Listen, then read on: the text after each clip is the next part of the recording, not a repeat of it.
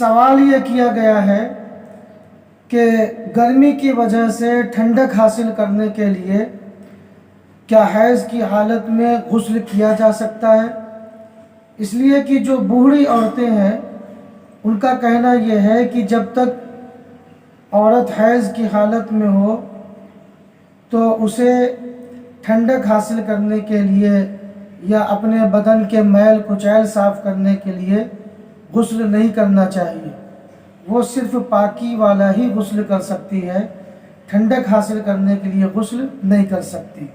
اسی طرح میل کچیل صاف کرنے کے لیے بھی غسل نہیں کر سکتی۔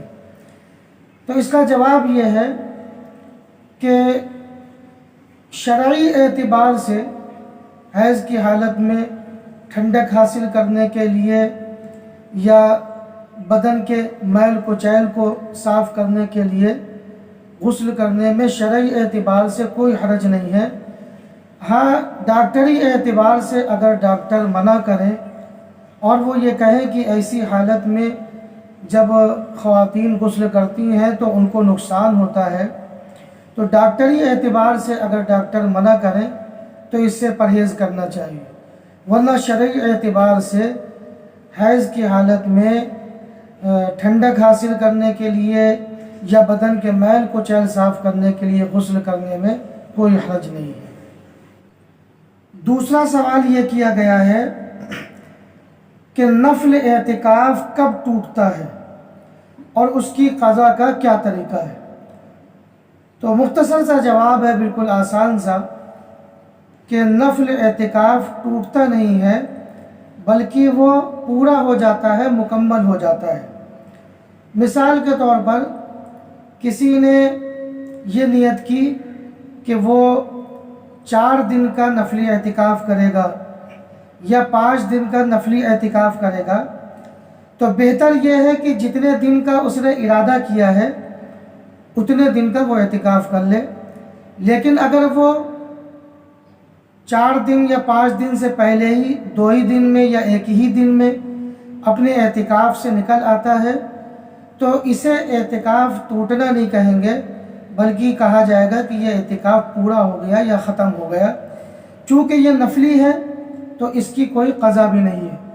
ہاں، جو سنت والا اعتکاف ہوتا ہے جو رمضان کے آخر عشرے میں رکھا جاتا ہے، اگر شرعی اور طبعی عذر کے بغیر کوئی اپنی اعتکاف کی جگہ سے یعنی مسجد سے باہر چلا جائے تو پھر اس کا اعتکاف ٹوٹ جاتا ہے، اس کی قضا کرنی پڑتی ہے۔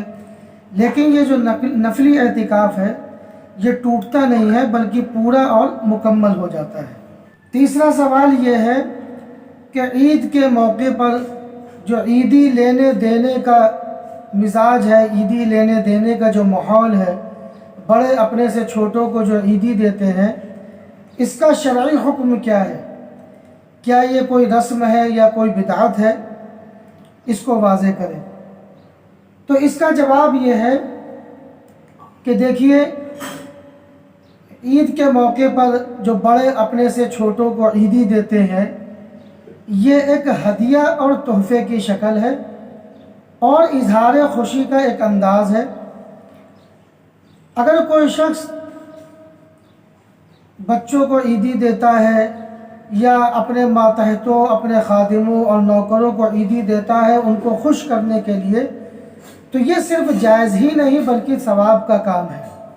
بس اس بات کا خیال رکھیں کہ اس میں کوئی شریعت کے خلاف کام نہ ہونے پائے۔ کبھی ایسا ہوتا ہے کہ کوئی چیز جائز ہوتی ہے اور اچھی طرح سے وہ چل رہی ہوتی ہے، لیکن کچھ لوگ آتے ہیں اور اس میں بگاڑ والی چیزیں ڈال دیتے ہیں، تو یہ ہدیہ اور تحفے کی شکل ہے، اظہار خوشی کا ایک انداز ہے۔ اگر کوئی اپنے سے چھوٹوں کو، اپنے ماتحتوں کو، اپنے خادموں کو، نوکروں کو ان کو خوش کرنے کے لیے عیدی دیتا ہے تو یہ صرف جائز ہی نہیں بلکہ ثواب کا کام ہے۔ بس اس بات کا خیال رہے کہ شریعت کے خلاف اس میں کوئی کام نہ ہو اور اسے فرض، واجب یا سنت نہ سمجھا جائے، بس اسے ہدیہ اور تحفہ سمجھا جائے۔